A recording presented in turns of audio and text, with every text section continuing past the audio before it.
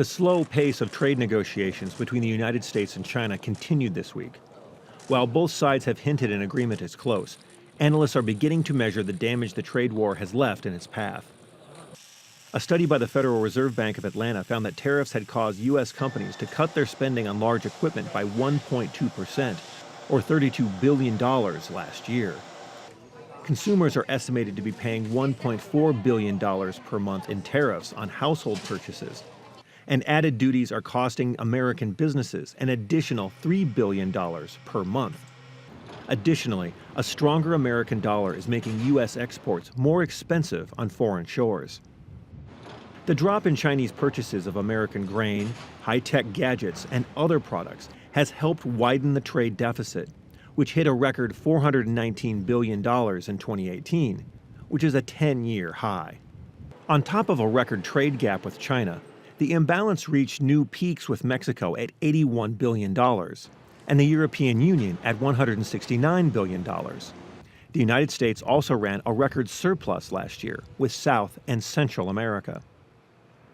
This week, Secretary of State Mike Pompeo, at an appearance before Iowa Future Farmers of America members, reiterated the administration's commitment to negotiations with China.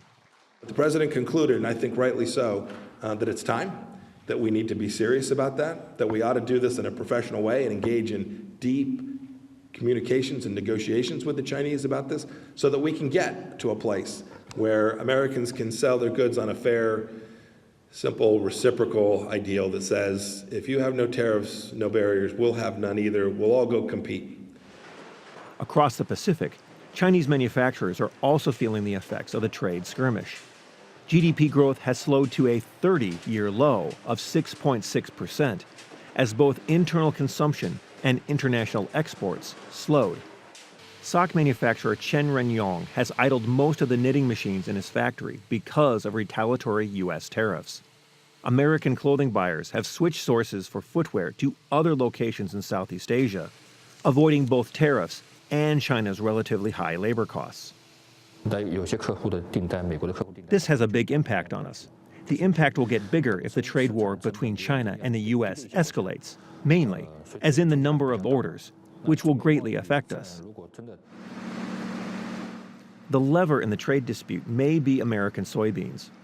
The U.S. currently sits on nearly 1 billion bushels of beans from the 2018 crop, which is double the previous record. China had been the #1 destination for those soybeans over the last decade, but purchases have slowed to a trickle over the last 6 months. The Chinese market may have been permanently altered. I think the damage from the trade tariffs and the counter tariffs have done long-term damage to the U.S. soybean industry. I think it's going to take us a very long time to recapture this market. Lots of federal officials are tired of talking about soybeans, but the Chinese know that soybeans are probably their strongest weapon to use to try to persuade this government, the U.S. government, to move forward on trades. Later in the week, Ambassador to China Terry Branstad told the Wall Street Journal that a further narrowing of gaps was necessary before Presidents Trump and Xi would meet, and that no deal is imminent. For Market to Market, I'm Peter Tubbs.